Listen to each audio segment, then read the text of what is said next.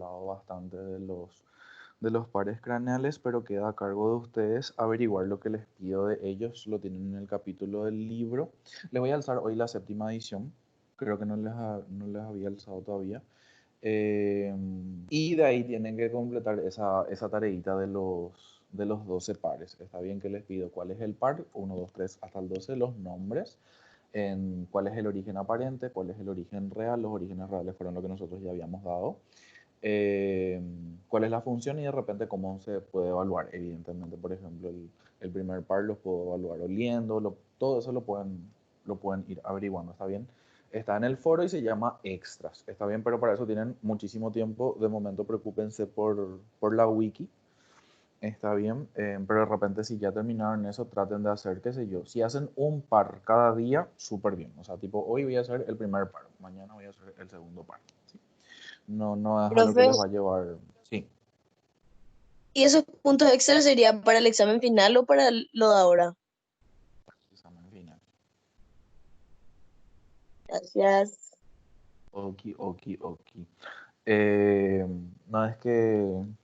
De hecho, lo puedo fraccionar. Puedo fraccionar los foros y ponerle 3 veces para que primero hagan tipo los 4 primeros pares o solamente los pares sensitivos.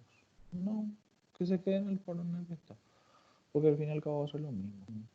Sí. A veces pienso solo, perdón. Eh, y hablo conmigo. Bueno, dejo a cargo de ustedes la grabación de la clase, sí. Me imagino ya que alguna de ustedes ya la habrá empezado. Bueno, no es la última clase, sí. Evidentemente vamos a tener también clases de repaso. Estoy pensando en hacer 3 clases de repaso porque es muy largo para hacerlo en una sola vez y no, tipo, no le veo. Va a ser o en 2 o en 3 veces. Yo creo que va a ser en 3 veces mejor. Para tratar de ir tocando tipo todos los temas que podamos en la mayor generalidad posible. ¿Está bien? Bueno, entre una de las últimas clases entonces tenemos esta parte que es continuación del capítulo del libro de ustedes, en donde vamos a centrarnos pero más en los hemisferios, ¿sí? O sea, básicamente con esto estamos terminando toda la estructura que teníamos con respecto al sistema nervioso, ¿sí? O sea, recuerdan que en su momento ya hablamos de lo que era el sistema nervioso periférico, de todos los nervios que tenían envoltura de la vaina de mielina, los que eran amilínicos, todas las fibras, las velocidades.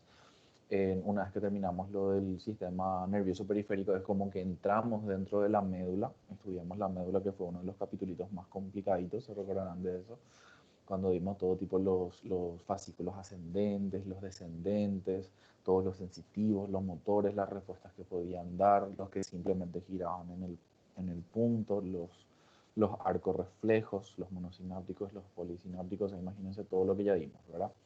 Después de eso ascendimos otra vez a una siguiente parte y estudiamos lo que era la parte del cerebro medio y el cerebro posterior, o sea, los responsables de lo que es el mesencéfalo, el metencéfalo y el mielencéfalo. Y empezamos con lo que era el bulbo raquídeo, vimos todas las estructuras por delante, por detrás, por los costados, cómo se veía por fuera, en cuáles pasaban por dentro, dónde estaban las decusaciones, la motora, la piramidal, la sensitiva, los lemniscos.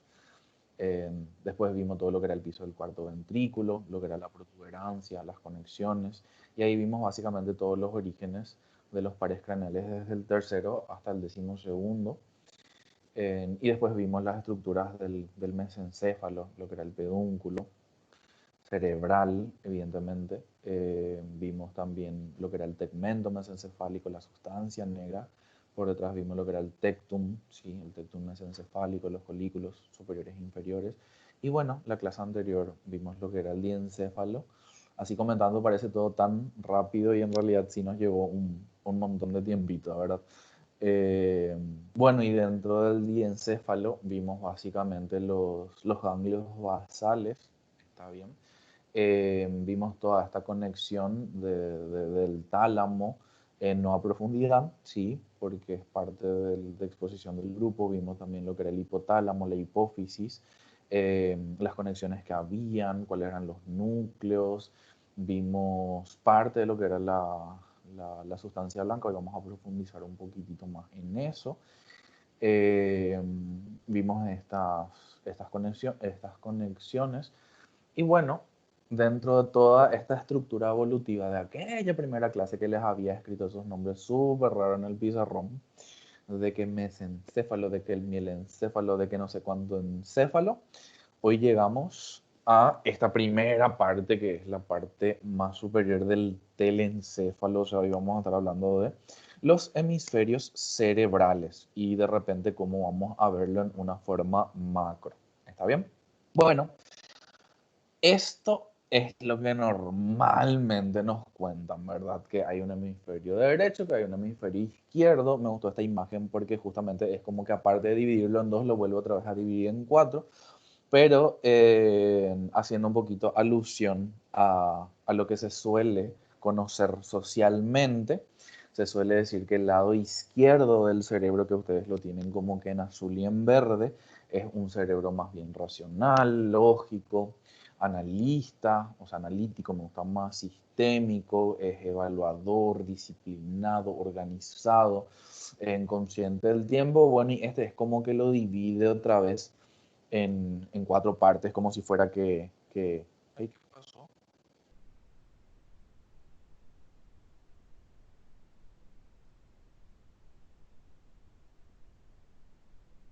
Hola,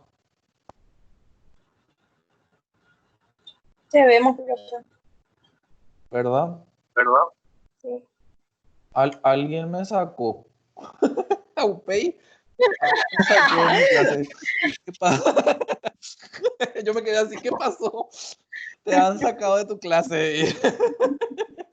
Bueno, encima que estabas inspirado. Era así, ya no te inspires tanto. Bueno,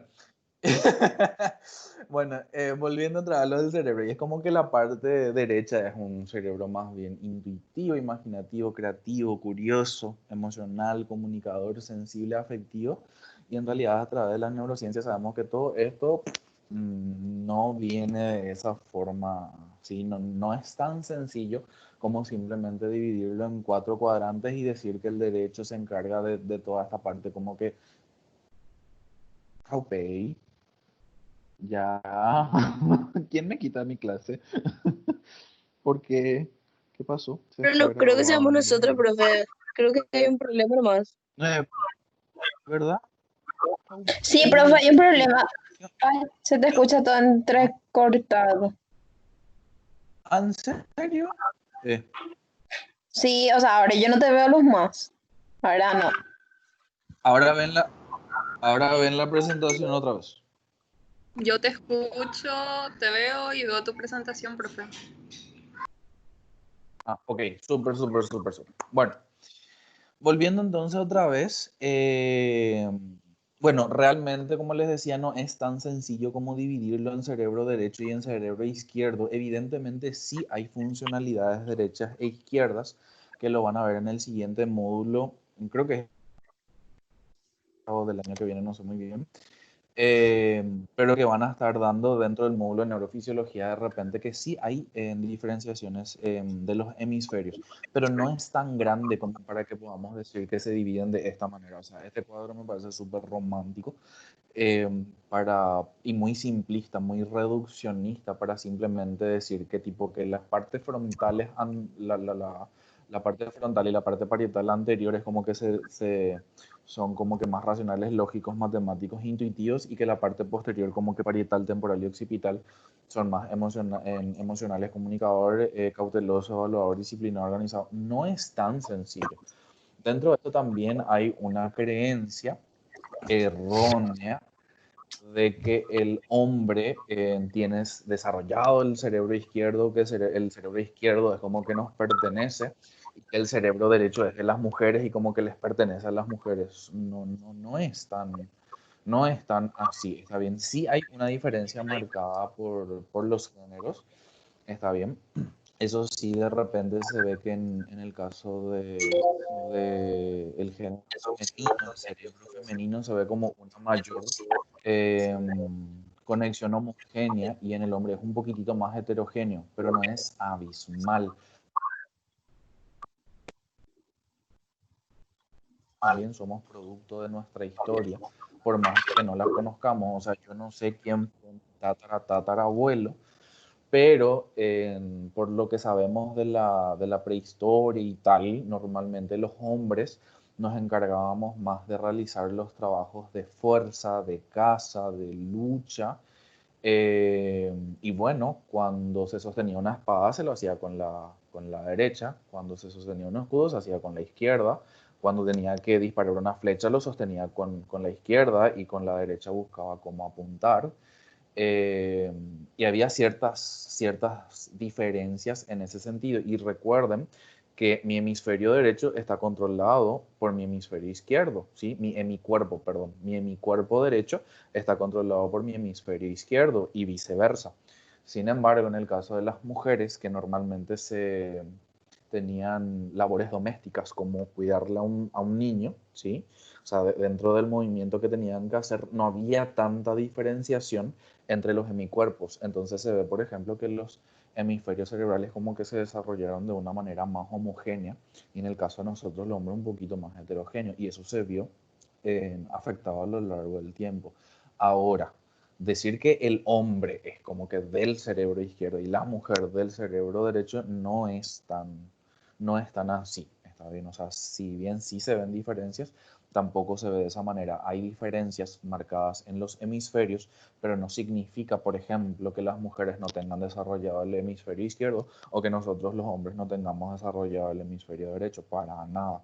Y de hecho, como también somos producto de una historia y que esta historia es continua, no es estática, no es que se detuvo el tiempo y todo el tiempo vivimos en la prehistoria y todo el tiempo el hombre luchó y todo el tiempo la mujer se dedicó a las tareas domésticas, en donde como que no había una diferencia marcada. No, hoy día no es así. O sea, cada vez estamos viendo que básicamente las labores las puede desempeñar cualquier género, está bien. O sea, no es que, o sea, usar computadora, cada vez todo está haciendo de una manera más automatizada y cada vez hay menos distinción en ese sentido. Y eso también afecta a nuestro Profe, cerebro. Entonces, sí, profe, Oli, sí. pero hay algunas capacidades que son tipo de orden y etcétera, y de la parte más tipo maternalista, como propiamente se le dice, por eso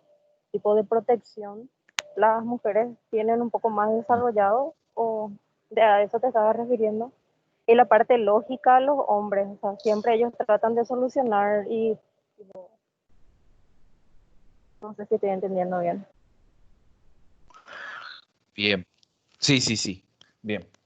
El hecho de que nosotros dentro de esa, voy a salir un ratito del tema de la clase, sí, eso no es el tema de la clase, pero vamos a contestar un poquitito la pregunta porque sí es interesante, ¿cierto? Bueno, sí hay diferencias de género, está bien. A lo que yo voy es que dentro del funcionamiento cerebral, dentro de estas capacidades cerebrales, no son tan marcadas. ¿Dónde es donde vemos una diferenciación? Y me voy a quedar con algo de lo que dijiste de esa parte como que sentimental. Recuerden que el hipotálamo es el principal conector, el principal puente, el director de la batuta entre lo que es el sistema nervioso y lo que es el sistema endocrino.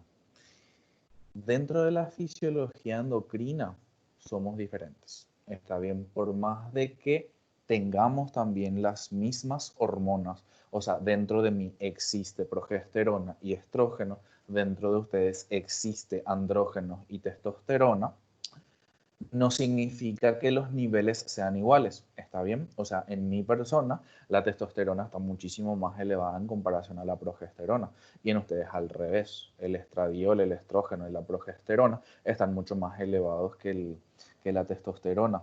¿Qué es lo que se ve con el tiempo? Cuando va avanzando en el tiempo, las regulaciones van cambiando. ¿Qué es lo que se ve normalmente en los señores? Evidentemente hay excepciones, pero en la generalidad les pasa que como que con el tiempo se hacen más dóciles, la voz se hace un poquitito más aguda, eh, y como que son más flexibles ante un montón de cosas. En cambio, en las mujeres se ve, por ejemplo, que las mujeres en algunas señoras es como que agravan más la voz, llegan a presentar crecimiento de pelo, no me viene ahora la palabra científica, pero llegan a presentar crecimiento capilar en algunas zonas donde de repente no tenían, y es como que en la actitud se vuelven un poquito más duras que los señores. No les ha pasado, por ejemplo, que cuando eran más pequeñas, sus padres no es que le permitían tanto tener mascotas, y es como que ahora cambian y tipo se llevan bien con las mascotas. De repente a nosotros como que nos castigaban más o eran más rectos, más firmes con nosotros, y es como que con sus nietos cambian y es como que son mucho más dóciles, mucho más buenos, y en especial le pasa mucho eso a los señores.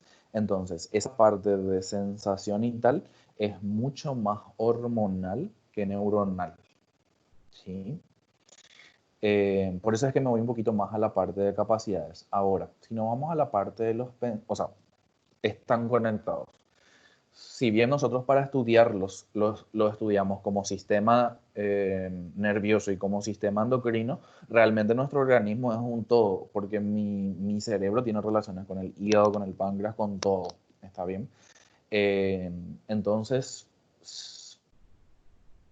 lo vamos disgregando, lo vamos separando, pero en la realidad no somos solamente cerebro, no somos solamente músculo, no somos solamente corazón, no somos solamente, sí, somos un todo. ¿Está bien? Somos, somos un todo, somos todo un conjunto, y ese conjunto se maneja de manera equilibrada.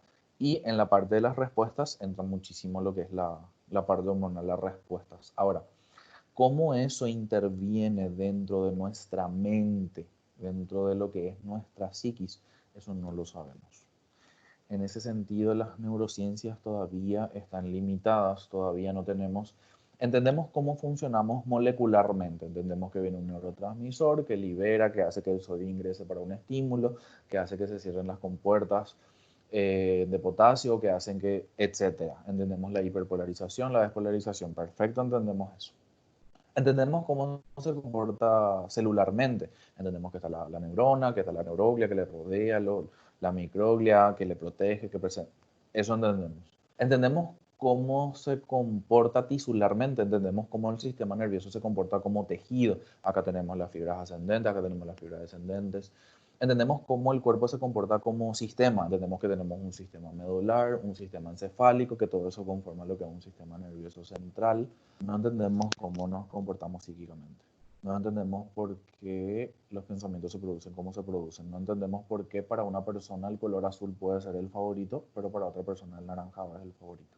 Eso no lo entendemos. No entendemos por qué a una persona le puede gustar tanto el chocolate y de repente a otra persona le es tan desagradable, siendo que se producen en teoría los mismos circuitos. No entendemos por qué hay una tendencia a ciertos comportamientos. Lo que sí entendemos es lo que vemos. O sea, que cuando se produce ciertos estímulos, normalmente se va a tender a tener cierto tipo de respuesta. O que si es que hay un color favorito, hay algún tipo de asociación a eventos. Eso es lo que entendemos. El cómo se desarrolla, cómo se manifiesta, cómo se producen esos pensamientos, eso no tenemos todavía idea. No llegamos a entender, no llegamos a estudiar a nuestro cerebro básicamente porque no entendemos cómo hacerlo. ¿Está bien? Simplemente sabemos que se produce, cómo se produce y de repente, cómo de repente guiarlo. ¿Está bien? Pero la parte psíquica de por qué la serotonina nos hace sentir bien, no tenemos idea. Sabemos que la serotonina nos hace sentir bien. Sabemos que la dopamina en ciertos niveles nos hace sentir bien. Sabemos que la oxitocina en ciertos niveles nos hace sentir bien. Sabemos que si tenemos un exceso de dopamina vamos a presentar adicciones. Sabemos que si tenemos un exceso de serotonina y de oxitocina probablemente vamos a presentar manías, hipomanías, alucinaciones, y vamos a estar tendiendo a alucinaciones, a delirios. Vamos a estar tristes de una manera patológica. Sabemos eso. El cómo esa alteración lleva a eso. En los pensamientos, eso no sabemos cómo se produce, ¿sí? O sea, todavía tenemos mucho que avanzar en el ámbito de las neurociencias. Volviendo otra vez, insisto que presentarlo de esta manera como que hay una diferencia cerebral tan simple, me parece muy reduccionista, y decir que simplemente tal y tal y tal cuadrante se dedica a esto o a lo otro, me parece muy reduccionista, porque al fin y al cabo somos un todo, y de repente si no sabemos explicarlo, de repente sí entender que sí tenemos un cerebro racional, un cerebro lógico, que es analítico, pero que al mismo tiempo puede ser intuitivo, imaginativo, curioso. Me parece mucho mejor eso que decir que el izquierdo se dedica a esto y el derecho se dedica a esto, como si fuera que no existe capacidad racional, por ejemplo, en el cerebro derecho, cosa que es mentira, o que no existe capacidad imaginativa en el cerebro izquierdo, cosa que es mentira, ¿sí? No me parece que nos encuadremos en algo que no sabemos. Bien, vayamos entonces un poquitito a lo que es la ciencia. Sabemos que nuestro cerebro, dentro de en esta vista externa, en este caso superior, presenta una cisura longitudinal que se llama cisura longitudinal medial. Recuerden que cisura puede ser fisura también. Entonces, están separados por el surco sagital profundo. Este sería el surco sagital profundo en la línea media, el surco longitudinal cerebral, y el surco contiene los pliegues de la dura madre, que sería la hoz del cerebro y las arterias cerebrales anteriores. Les coloqué acá una imagen de lo que sería la hoz que forma la dura madre. ¿Se recuerdan de la dura madre? ¿Sí? Capa meningia externa, la capa meningia más externa, es una doble capa, si son dos capas que normalmente están pegados, pero llega a un punto en donde se unen. Se recordarán de esa segunda clase más o menos que habíamos dado. Entonces, en esta parte media forman esta unión, ¿sí? Que separa básicamente el hemisferio izquierdo del hemisferio derecho. Luego tiende a acá está cortado, para que veamos esto de acá abajo, pero esto está cortado, debería estar totalmente cubierto, así como está del otro lado, que separa lo que es la parte telencefálica, lo que son los hemisferios, de esto que estaría acá abajo, que sería, ¿qué cosa? El cerebelo, ¿está bien? Y el cerebelo vuelve a separarse en dos, muy parecido a este, que sería un poquitito más pequeño, porque el cerebelo también es más pequeño. Bueno, este que le separa acá se llama os del cerebro, como está bien escrito aquí. Lo de que le separa el cerebelo se llamaría os del cerebelo, y lo que le separa de esta parte telencefálica de los hemisferios al cerebelo, este se llama tienda del cerebelo, porque es como que le hace una casita al cerebelo, ¿está bien? Estas entonces serían los pliegues de la dura madre que tienen que conocer. Son tres, son súper fáciles. Os del cerebro, tienda del cerebelo, os del cerebelo. Bien, los hemisferios cerebrales presentan pliegues. ¿Qué significa pliegues? Como rugosidades, como que se arruga el cerebro. ¿Para qué hace eso? Para aumentar la cantidad de superficie en la cual puede estar en contacto. O sea, si yo tengo esto así es como que ocupa mucho espacio, pero si yo agarro y lo achicharro, ocupa menos espacio, y por eso es que va presentando pliegues. ¿Está bien? ¿Para qué presenta esto? Para aumentar la superficie, ¿sí? Tengo una masa más bien compacta, pero tengo muchísima superficie adentro. ¿Está bien? Entonces, se introduce en pliegues y circunvoluciones. Estos serían los pliegues y las circunvoluciones. Y los lugares en donde se juntarían sería entonces en lo que serían los surcos o las cisuras. ¿Está bien? Entonces, les coloqué aquí una imagen de esto, porque esta sería la hoz. Está bien, de ahí el nombre de esto. Hoz del cerebro. Bien, bueno, miremosle un poquitito en la cara lateral, que ustedes ya lo conocían, no es tampoco así tan nuevo.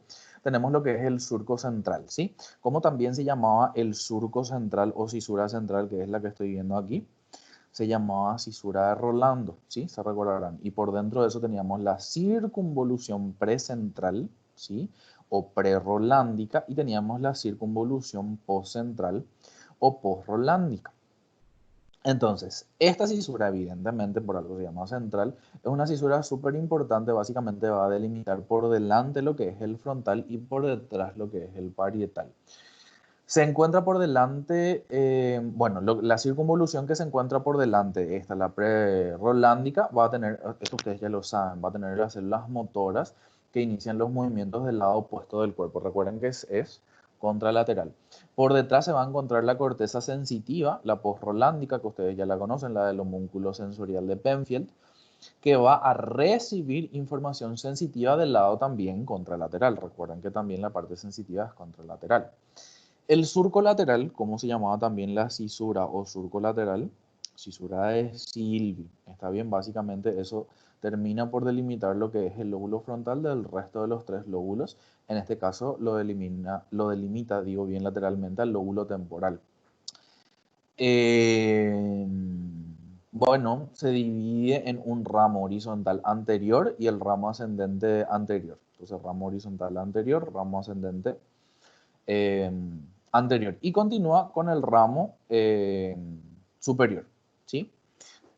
Acá se ve mejor esto, ¿sí? El ramo anterior, el ramo ascendente y el ramo posterior. ¿Está bien? Este es el anterior. Ramo anterior, ramo ascendente y ramo posterior de la circunvolución o la cisura de, no circunvolución, de la cisura o del surco de Silvio. Bien, al abrir esta cisura lateral encontramos lo que es la ínsula. ¿Está bien? La ínsula se ubica. Bueno, vamos a mirar entonces un poquitito que tenemos acá. Tenemos que esta sería la circunvolución precentral. Por delante de eso tendríamos lo que es la cisura precentral. Está bien, no confundir cisura precentral con circunvolución precentral. La circunvolución es la parte gordita y la cisura es donde se mete.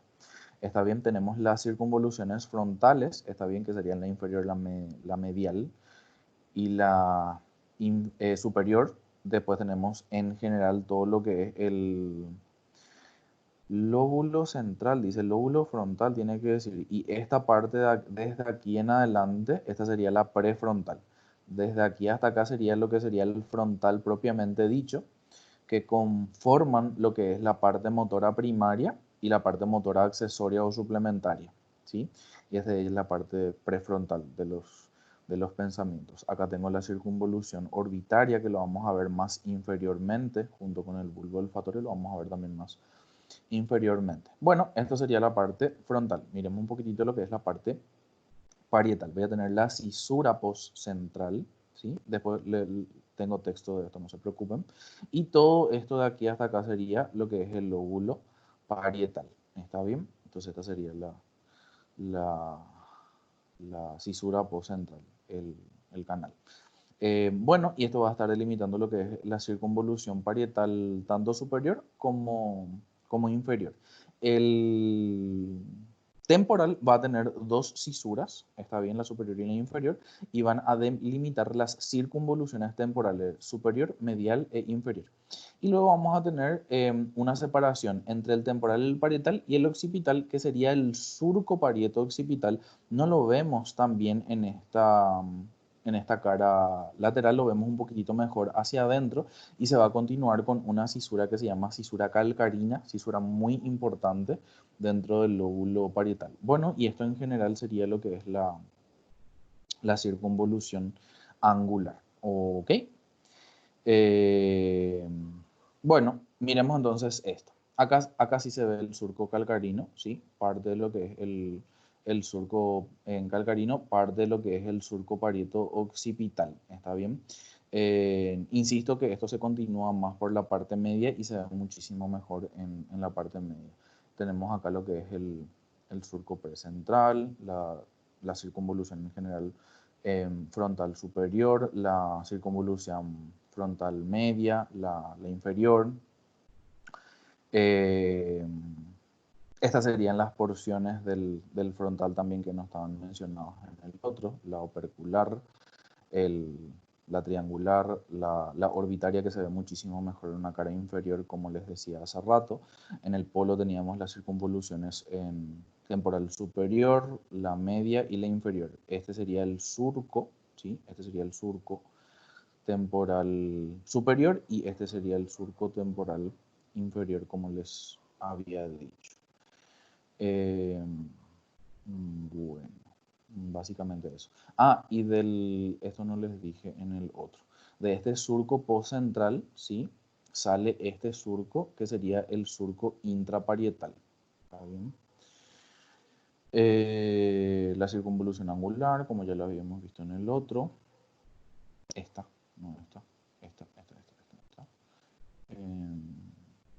Esto sería todo el occipital. Bien, básicamente sería eso.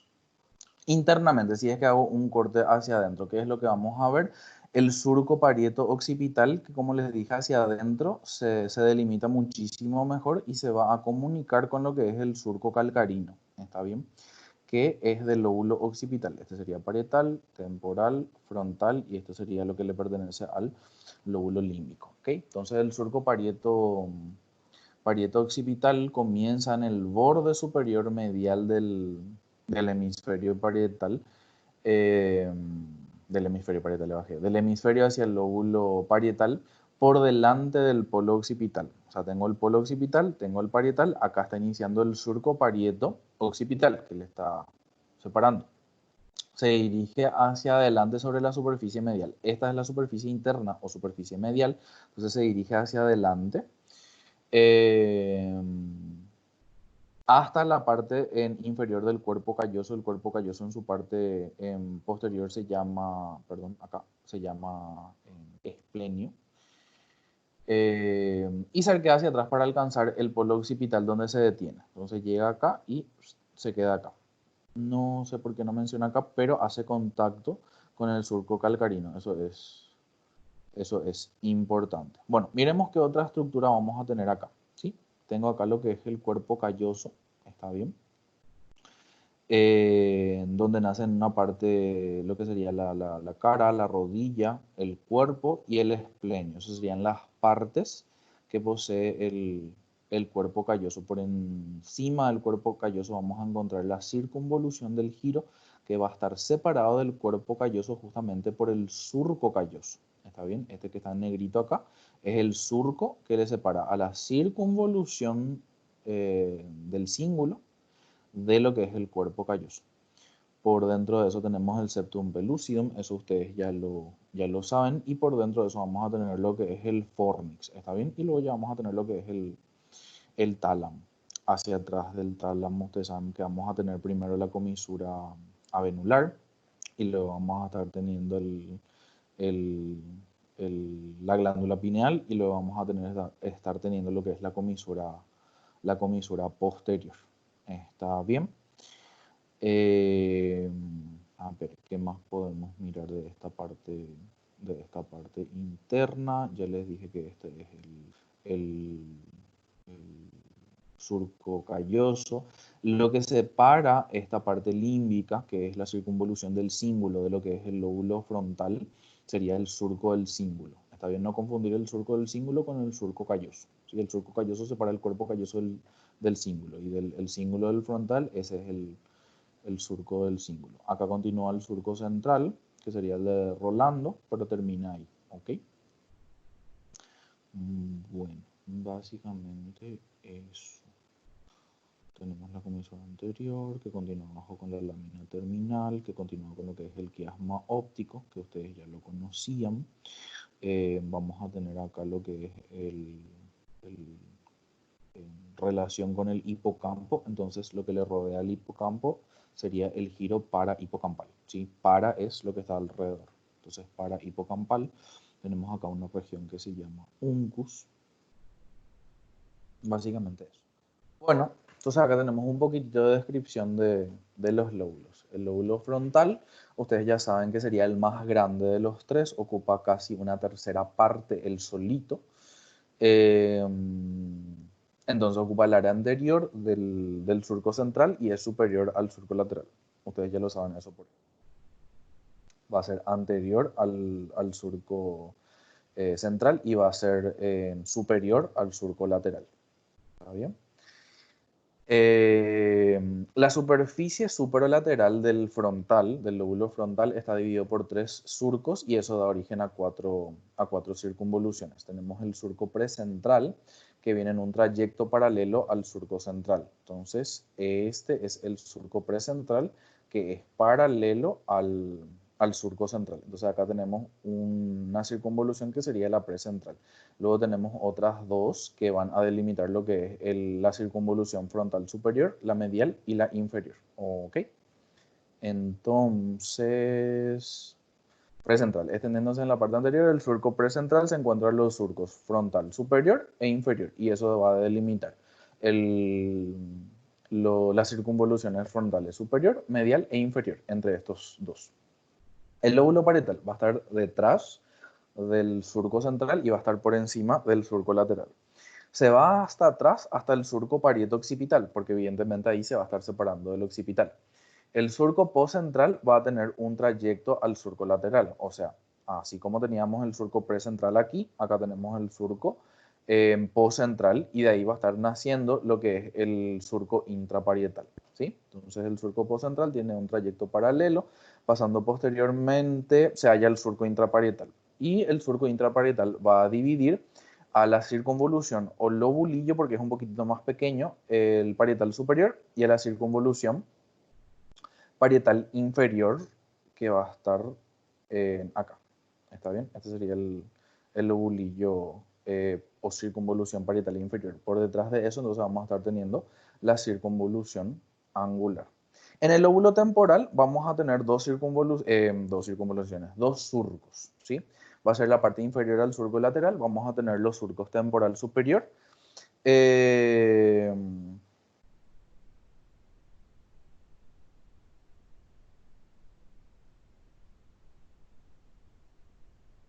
tenía que ser en inferior. Hay surco temporal superior e inferior.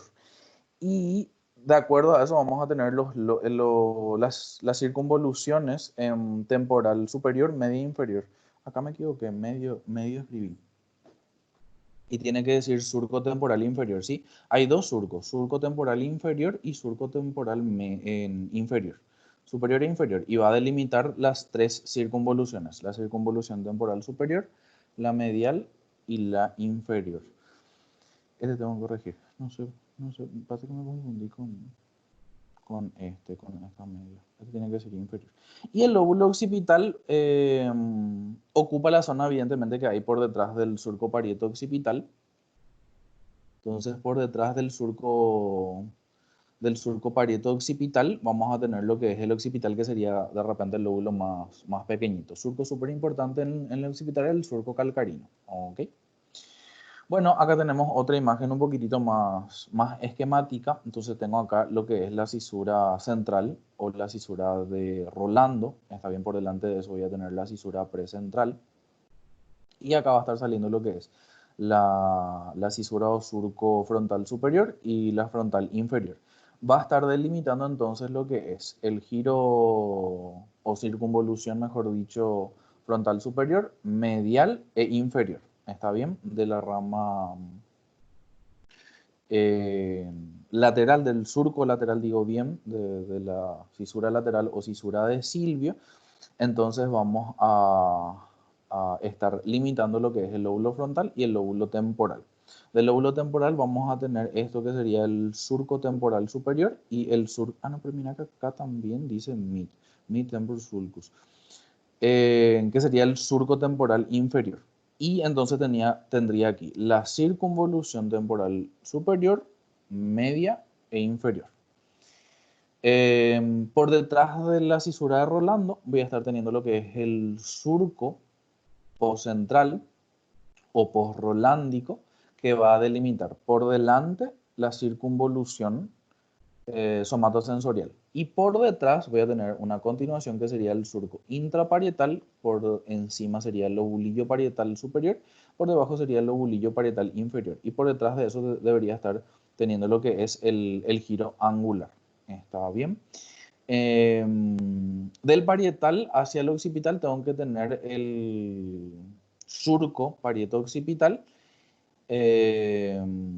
Bueno, y acá no se dibuja, pero debería continuar la cisura calcarina. ¿Ok? Básicamente esos serían los principales surcos que vamos a estar teniendo. Ahora, internamente tengo también lo que es la circunvolución del cíngulo. La circunvolución del cíngulo comienza por debajo del extremo anterior del cuerpo calloso. Miremos aquí. Entonces tengo acá el cuerpo calloso.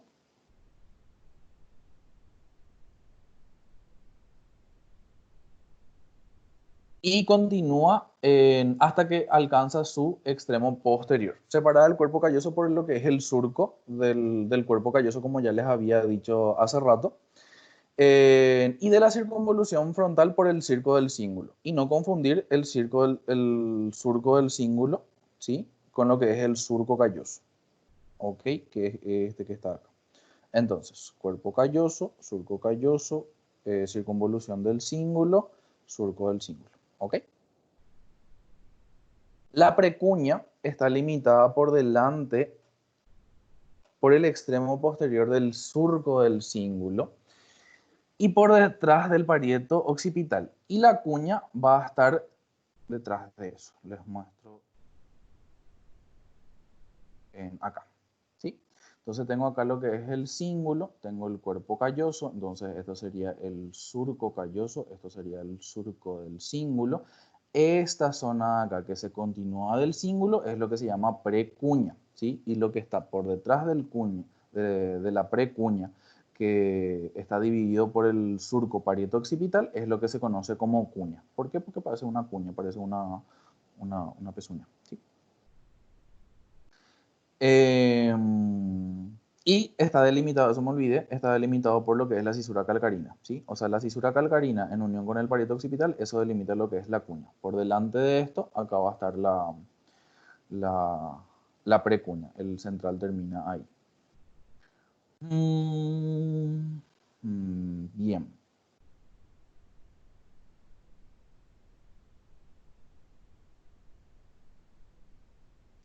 Bueno, continuamos entonces. El surco colateral está situado en la superficie inferior del hemisferio.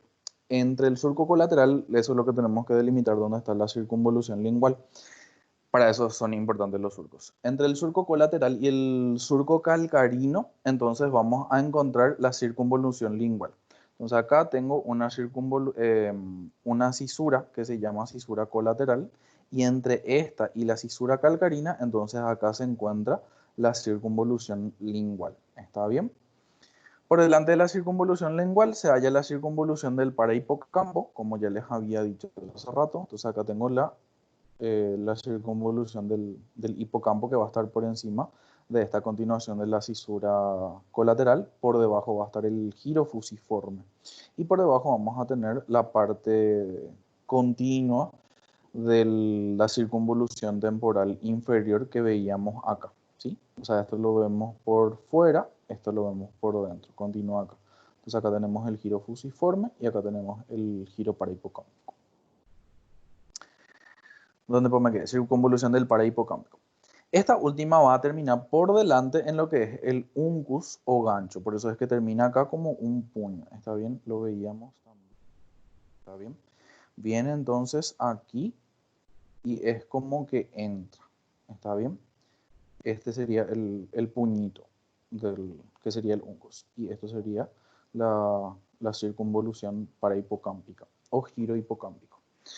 La circunvolución occipito-temporal, que sería la fusiforme, porque se continúa del occipital, que es esta. Ahí.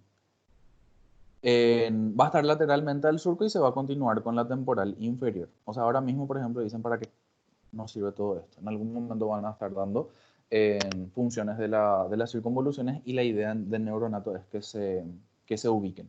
Con tal de que ustedes realmente sepan que esto está en la cara interna y que esto está en la cara externa, yo soy feliz. ¿Está bien? Entonces, circunvolución del cíngulo es la que sí tienen que saber. ¿Por qué? Porque no tienen que confundirse. Está bien que eso está separado del lóbulo frontal, es parte del lóbulo límbico. Hay un surco que es el surco calloso, que lo va a estar separando de sustancia blanca. Está bien, entonces eso sí me parece súper importante. No hay tantos estudios respecto a la precuña y la cuña como tal. Sí hay estudios con respecto a lo que es el giro fusiforme, ¿sí? O la circunvolución occipito-temporal, el uncus, que sería la continuación de la circunvolución del hipocampo. Y luego tenemos el surco olfatorio, que va a estar en la circunvolución recta, y bueno, alrededor de eso va a haber muchas circunvoluciones orbitarias, que eso se lo ve más en una cara inferior. Esto que está acá, eso sería el surco olfatorio, por donde va a estar transcurriendo el tracto olfatorio, que va a terminar en lo que es el nervio olfatorio, que va a atravesar la lámina cribosa por donde nosotros vamos a estar percibiendo los olores. ¿Está bien? Por dentro, más o menos, de esta forma se vería el uncus. Recuerden que hacia atrás debería continuarse con lo que es la circunvolución, el giro parahipocámpico. ¿Está bien? Y eso. O sea, acá lo que le quería mostrar era el surco olfatorio que se ve en una cara inferior. Y bueno, dice que hay lobulillos orbitarios alrededor de eso. Entonces, este no es difícil recordarse. O sea, yo reconozco que este es el primer par, ¿cierto? Entonces, el primer par tiene que tener un huequito y el huequito por donde circula sería el surco olfatorio y saber que eso está en la cara inferior del lóbulo temporal. Eso es lo que es importante en esta imagen. ¿Ok? Bueno. Un surco olfatorio no hay, profe. Sí, o sea, por hemisferio. O sea, surco olfatorio y surco olfatorio. ¿Sí? Sí, ahora vi.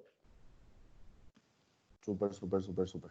Bien, entonces, esto sería en la cara medial, esto sería en la cara inferior. ¿Sí?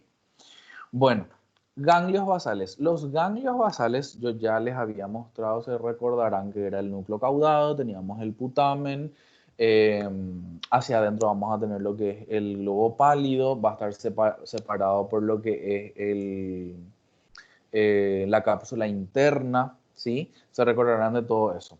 Se aplica entonces una colección, o sea, acá el libro se los comenta de forma muy generalizada, no es que me gustó tanto como lo comentaban, pero la verdad es que en la clase anterior lo comentó un poquitito mejor.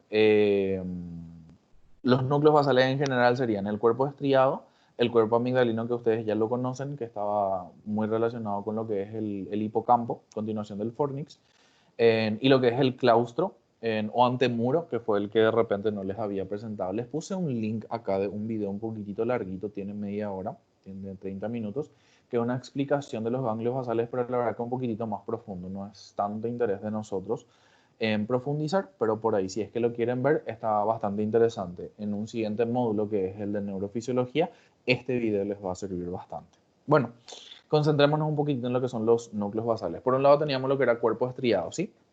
Se recordarán que el cuerpo estriado era la suma de lo que es el núcleo caudado con lo que es el núcleo lenticular, ¿sí?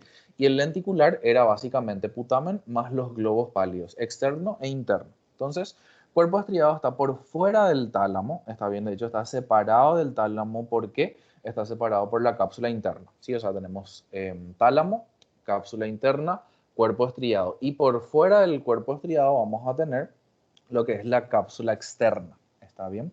Entonces, cápsula interna. En el núcleo caudado y en el núcleo lenticular, cosa que ya les había dicho. El núcleo caudado es una gran masa de sustancia gris que tiene forma de C, ¿sí? Se recuerdan que ya lo habíamos visto. Una C, pero acostada, ¿está bien?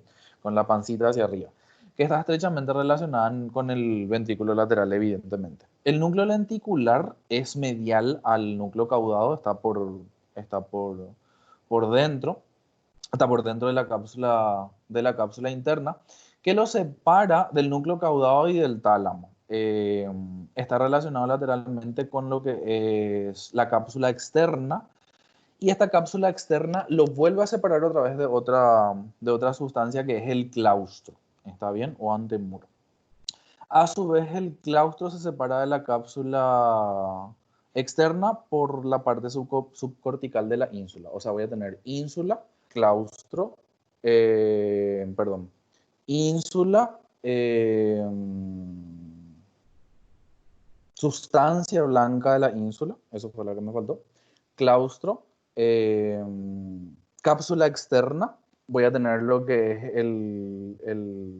el núcleo caudado, voy a tener lo que es la cápsula interna y lo que es el tálamo, ¿ok? Básicamente esas serían las capas. El cuerpo amigdalino está en el lóbulo temporal muy cerca del uncus, relacionado con el hipocampo, ¿sí? No hay problema con los núcleos basales, insisto que aquí está el videito para que lo vean. Bien, dentro de lo que es el cuerpo, en cuanto a lo que es sustancia blanca, tenemos fibras que pueden comunicar hemisferio con hemisferio, ¿sí? pueden comunicar zonas de un hemisferio con zonas del otro hemisferio que serían intrahemisféricas y pueden comunicar el hemisferio con el resto del cuerpo. Las fibras que pueden conectar los dos hemisferios se llaman fibras comisurales. ¿Está bien? Entonces las fibras comisurales son fibras interhemisféricas. La más importante es el cuerpo calloso. Es la mayor comisura del encéfalo, conecta lo que son los dos hemisferios cerebrales y lo encontramos al fondo del surco longitudinal medial. Tiene 4 partes, que son el pico, la rodilla, el cuerpo y el esplenio, de adelante para atrás.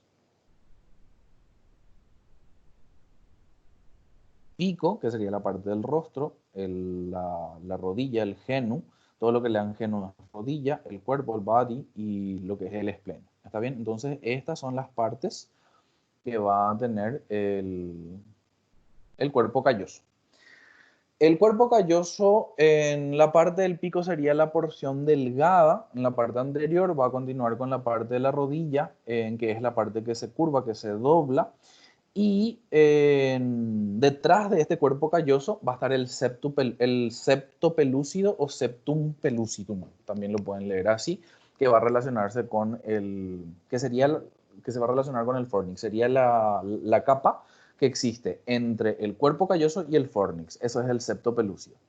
Continuando con el cuerpo calloso, el cuerpo del cuerpo calloso continúa todavía hacia atrás y se continúa en la parte última, que sería el esplenio. Bien. Luego tenemos otras fibras comisurales o que conectan. Ustedes ya la conocen a estas dos, a la comisura anterior y a la comisura posterior. La comisura anterior sería la que se continúa con la lámina terminal y recuerdan que la comisura anterior se encargaba de conectar los lóbulos temporales. La comisura posterior cruza por encima del tercer ventrículo a nivel de lo que es el acueducto cerebral y recuerdan que estaba relacionado con la glándula pineal y la vénula formando parte de lo que era el epitálamo. El fornix son fibras nerviosas mielínicas, es un sistema eferente, o sea que va a estar saliendo y va a comunicarse hacia la parte de lo que es el hipocampo, o sea, la última parte del fornix, la cola, entonces esa va a ser la parte hipocampo. Y o sea, ¿dónde termina lo que va a salir hacia adelante? Esos son los cuerpos mamilares, ¿está bien? La función del fornix como tal es conectar la formación de los hipocampos de los dos lados, ¿sí? Tanto el derecho como el izquierdo. La comisura venular, muy relacionada con la comisura posterior, va a ser un pequeño haz de fibras que va a cruzar la parte superior de la glándula pineal, ¿sí? Y básicamente lo vamos a ver así. ¿Está bien? Esto que estamos viendo acá sería el cuerpo calloso. ¿Está bien? Esto que estamos viendo acá es el fornix, ¿sí? La membrana que está entre el cuerpo calloso y el fornix sería el septo pelúcido, que sería esto que está acá, ¿sí? Este sería el cuerpo calloso. Esto que está acá es el fornix y la membrana que los conecta sería el septo pelúcido. Bueno, el fornix viene, ¿sí? En esta parte ya es hipocampo, ¿sí? Y acá se está relacionando con lo que serían las amígdalas. El fornix acá por delante va a estar terminando, Dios mío, ¿qué no tanto? Va a estar terminando en lo que son los cuerpos mamilares. ¿Está bien? Esto que nosotros vamos a estar viendo, y sí, más o menos a este nivel. ¿Está bien? Bueno, entonces tenemos acá lo que es el hipocampo, el fornix y como les digo, acá en la parte de adelante terminan lo que son los cuerpos mamilares. Y acá se relaciona con las amígdalas. Esto que estamos viendo acá sería la corona radiada. Recuerdan que son fibras comisurales que conectan los dos hemisferios. Entonces acá estamos teniendo la radiación. Y lo que vamos a tener por delante del cuerpo calloso continuando de su proyección son los forceps menores y por detrás son los forceps mayores. Lo que yo quiero que se recuerden es por delante son menores, por delante son mayores y que son dependencia del cuerpo calloso. Y hacia los costados vamos a tener lo que es el tapetum, ¿sí? ¿Por qué? Porque forma como una alfombra, como un tapete. Bueno, esto es parte de lo que es el cuerpo calloso. ¿Está bien? Esto es cuerpo calloso, esto es cuerpo calloso, esto es fornix y acá básicamente vemos como una fusión de eso. Acá vemos la cisura longitudinal medial. Estos serían los cuerpos talámicos, los tálamos. No, más o menos así. ¿Ok? ¿Se entendió lo del fornix? ¿Se entendió lo del cuerpo calloso? Hacia adelante vamos a tener, evidentemente no se ve acá porque están distribuidos dentro de los lóbulos, vamos a tener los forceps menores y hacia atrás vamos a tener los forceps mayores. Y hacia los costados vamos a tener el tapetum. Serían en ramificaciones o radiaciones del cuerpo calloso. Y esto sería lo que es la corona radiada como tal, que ya ustedes la conocen, a la corona radiada. ¿Se entendió?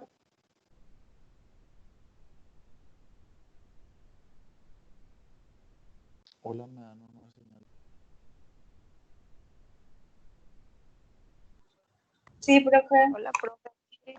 ¿Qué tal? ¿Qué tal? ¿Cómo andamos? Bien. Bueno, miremos un poquitito esta imagen que tenemos acá mirando rápido sin leer la conexión intertalámica. Está bien el puente intertalámico. O sea, esto es tálamo. Y por encima de eso que se va a estar relacionando el fornix. Por delante, ¿dónde va a terminar el fornix? En los cuerpos mamilares. Por detrás, cuando da toda la vuelta que vamos a estar encontrando, el hipocampo. ¿Sí? El hipocampo con quién se va a estar relacionando. No está dibujado, pero con la amígdala. ¿Está bien? Por encima del cuerpo del fornix, perdón, vamos a estar teniendo lo que es el cuerpo calloso. La lámina que va a estar uniendo el cuerpo calloso con el fornix, ¿cómo se llamaba? Septum pellucidum, ¿sí? El cuerpo calloso por delante va a terminar ¿dónde? En la comisura anterior. La comisura anterior tiene una capa, ¿cómo se llamaba esa capa? Lámina terminal. ¿Dónde eso terminaba? Quiasma óptico. ¿Está bien? A ver, hacia atrás del tálamo. ¿Qué vamos a tener hacia atrás del tálamo? Esto sería estría medular, esto no me interesa. Acá vamos a tener una zona que se llamaba comisura avenular. Luego vamos a tener lo que es la glándula pineal, ¿está bien? Y luego vamos a estar teniendo, ¿qué cosa? La comisura posterior. Por debajo de la comisura posterior que vienen los tubérculos cuadrigéminos, el colículo superior y el colículo inferior. Entonces acá ya estamos a nivel de mesencéfalo, por eso es que en el corte que vamos a estar viendo, que son estas dos cosas. Dentro del tegmento que veíamos, núcleo rojo, ¿se recuerdan? Y lo que separaba el tegmento mesencefálico del pie peduncular, ¿cómo se llamaba esto? Sustancia negra. ¿Está bien con qué estaba relacionado eso? Con la melatonina, ¿sí? A ver, estos ya son ventrículos laterales. Por acá está circulando líquido cefalorraquídeo, eso no me interesa tanto. ¿Sí? Básicamente eso es lo que estamos viendo acá. ¿Se entendió esta imagen? O sea, le pongo más imágenes para que tratemos de entender. Vamos a volver a mirar acá otra vez. Tengo esto que está acá externo, no tenía que confundir con esto que está acá interno, ¿cierto? ¿Cómo se llamaba este cíngulo o circunvolución del cíngulo? ¿Está bien? La circunvolución del cíngulo se separaba del cuerpo calloso, ¿por qué? Por el surco calloso. Y la circunvolución del cíngulo se separaba de la parte frontal, ¿por qué? Por el surco del cíngulo. ¿Está bien? Eso es lo que no tengo que confundir. Entre el cuerpo calloso y el fornix, que es lo que tengo acá, que voy a estar encontrando el septo pelúcido o el septum pellucidum, ¿sí? Acá tenemos tálamo, acá está señalando el núcleo anterior del tálamo, va a tener una conexión con los cuerpos mamilares, no me interesa todavía de momento esa conexión, o sea, en algún momento sí lo tienen que dar. Evidentemente por delante y por debajo del tálamo vamos a tener el hipotálamo, el subtálamo, el epitálamo más ya hacia atrás. Esto continúa con el corte del fornix que va a estar terminando en lo que es el hipocampo. ¿Está bien? El hipocampo iba a estar rodeado por qué cosa? Por el giro parahipocámpico. Y por delante y por dentro, ¿con quién nos vamos a relacionar? Con lo que es la amígdala. Gracias, mami. Bien. ¿Qué más tenemos acá? Acá, por ejemplo, dice núcleo septal, ¿sí? Que sería lo que está relacionado con el septo pelúcido. Acá tenemos núcleos septales que van a estar relacionándose con lo que es el bulbo olfatorio, o sea, el tracto olfatorio en este caso, el bulbo olfatorio, que va a terminar en el nervio olfatorio. ¿Se está entendiendo un poquito mejor cómo está conformado esta parte interna? que es tan pequeñita, pero que es bastante complicada, ¿sí? Bueno, acá tenemos otra vez otro otra vez, para tratar de terminar de entendernos. Tenemos acá lo que es el giro del cíngulo, el cuerpo calloso, en indesum gresum dice ahí, se debería estar continuando con lo que es el surco, ¿sí? Acá tenemos el fornix, el septo pellucidum, acá tenemos los cuerpos mamilares, que es donde va a estar terminando el fornix. El fornix también se va a estar relacionando con algo que se llama accumbens, ¿sí? O núcleo accumbens. Sabemos que por debajo de los cuerpos mamilares vamos a estar encontrando relación con el hipotálamo. Acá vamos a tener el hipocampo, el giro parahipocámpico, la amígdala que va a estar por delante. Los bulbos olfatorios, el tracto olfatorio, ¿sí? ¿Qué es? Profe, Sí, ¿te puedo hacer una pequeña preguntita? claro. La teoría del secuestro de la amígdala, no sé, Ujú. la vez pasada, no, bueno, como que ahora anatómicamente otra vez estaba en un curso que se hablaba, o sea, 3 tipologías del secuestro de la De la amígdala, no sé. amígdala. Te soy sincero, o estoy off o me mataste. O sea, o no me recuerdo o no sé. Eh, el secuestro de la amígdala, ¿no le dieron otro nombre? La verdad que no. Me pareció raro, o sea, hablaba del cerebro, va a sonar raro nomás, pero así medio conspiratorio, del cerebro reptiliano, no sé qué, uno. Te juro, Hay, era...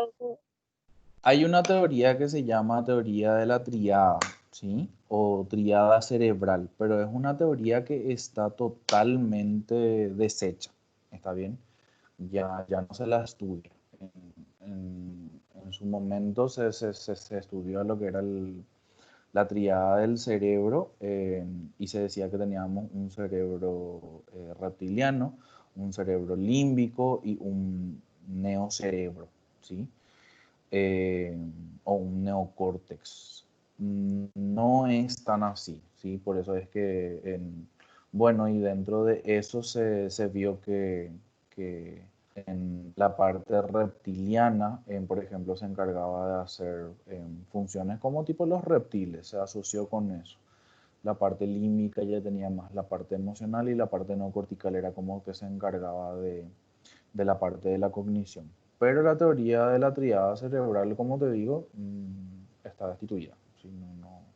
Ya no se habla de ella Disculpame, profe, actualmente. yo sé que no es nuestro tema, pero me llamó nomás la atención como que tocaste, o sea, que De hecho, sí tenemos que saber en funcionalidades, solamente que no estamos en fisiología.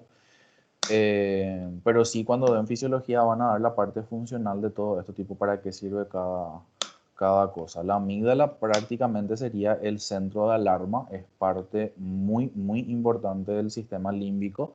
No, o sea, todo lo que nosotros denominamos arousal, que sería el primer momento de atención, cuando nos despertamos, cuando tenemos que dar una respuesta, cuando estamos frente a una situación y tenemos que tomar decisiones, amígdala. Está bien, está muy implicado dentro de lo que es parte muy importante del sistema límbico. También la parte la región septal, ¿sí? Es parte importantísima del sistema límbico, lo que es el hipotálamo, lo que es el hipocampo. ¿Está bien? Son todos parte del límbico. Pero voy a averiguar un poquitito el tema del secuestro de la amígdala. Y cuando sepa algo les cuento, ¿ok? gracias, profe, qué genial sos. Nada, tranqui, a las órdenes, a las órdenes. Bien, básicamente entonces esto sería la forma en la que se ubica nuestro cerebro internamente, ¿ok? Bueno, Les había dicho que teníamos 3 tipos de fibras. Vimos la primera, que serían las fibras de la comisura. Se me lengua la traba.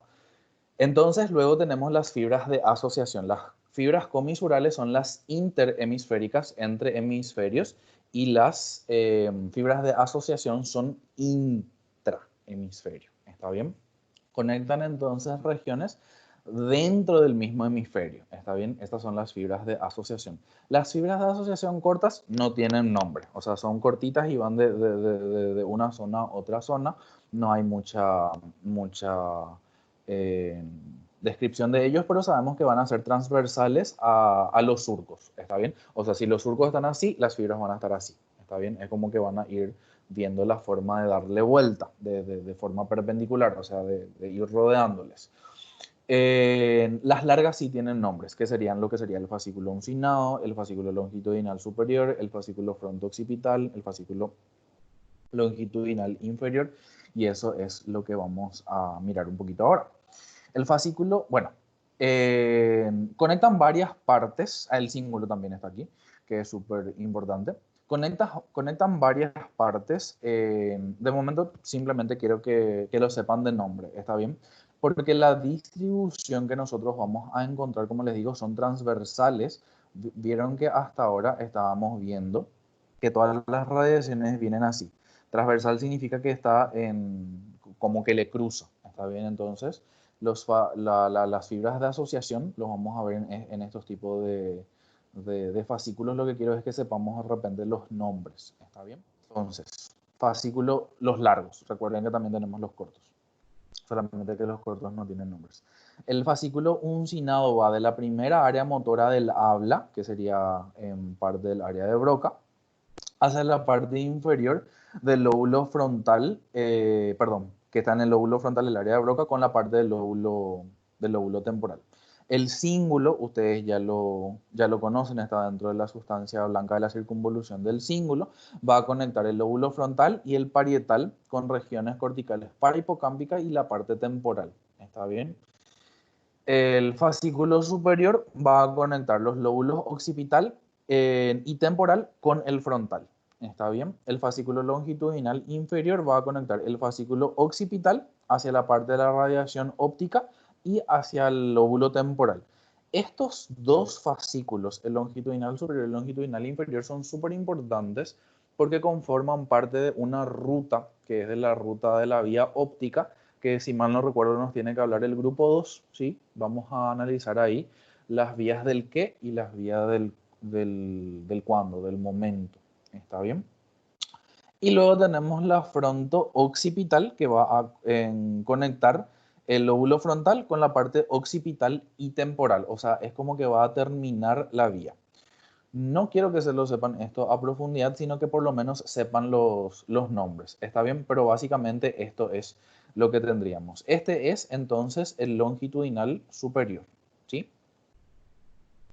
Este es el longitudinal inferior, ¿está bien? Longitudinal medio no me está interesando. El fascículo uncinado sí me interesa, está bien. El fascículo uncinado me interesa y el arcuato, que no está mencionado, que es este. ¿Está bien? No me interesa tanto la ubicación porque no se los puede, por eso es que están como que dibujados hacia el azar, no los ubicamos tanto, sino que más bien los estudiamos dentro de patologías. Por eso es que, por ejemplo, para ustedes va a ser interesante saber que el fascículo occipito frontal inferior, por ejemplo, cuando hay lesión, van a presentarse parafasias semánticas. Errores sintácticos, en arrastre del lenguaje, disartrias, repeticiones, ¿sí? O sea, en algún momento lo van a dar, pero dentro de las patologías. Por eso es que les digo que ahora mismo lo que quiero que se recuerden más bien es del nombre, que son intrahemisféricas, que son del mismo lado y que son largas. ¿Está bien? Eso es lo que quiero que se recuerden de estas fibras de asociación. ¿Ok? Y luego tenemos las fibras de proyección. Las fibras de proyección ustedes ya lo han dado, pero no saben que lo han dado. Serían las fibras tanto aferentes como eferentes. Está bien, todas las fibras que ya estudiamos.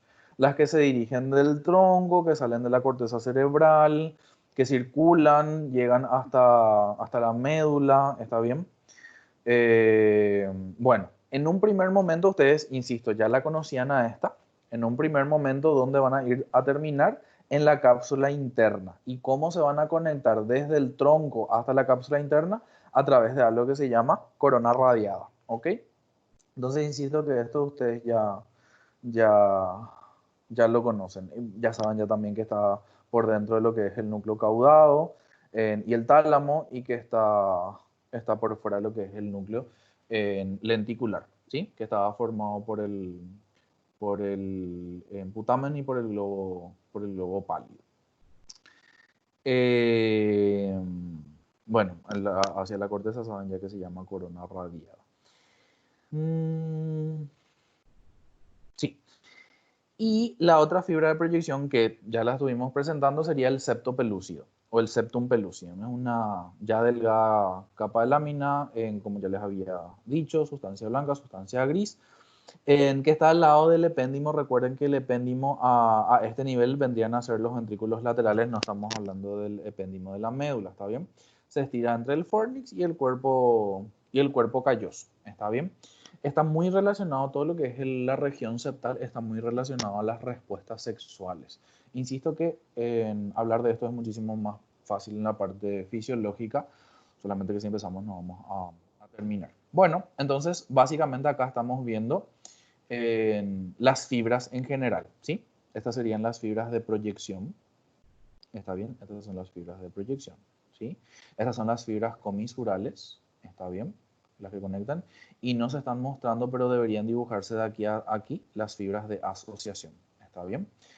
Pero recuerden, perdón, las fibras de asociación son transversales, por eso no están dibujadas. O sea, lo veríamos como puntitos acá, porque recuerden que están pasando de esta forma, ¿está bien? Entonces, de esta forma, básicamente, cerramos lo que es la parte externa de la corteza cerebral, ¿ok? ¿Qué se siente ir terminando ya el programa? Nos falta... Ay, qué feo voy a poder cenar.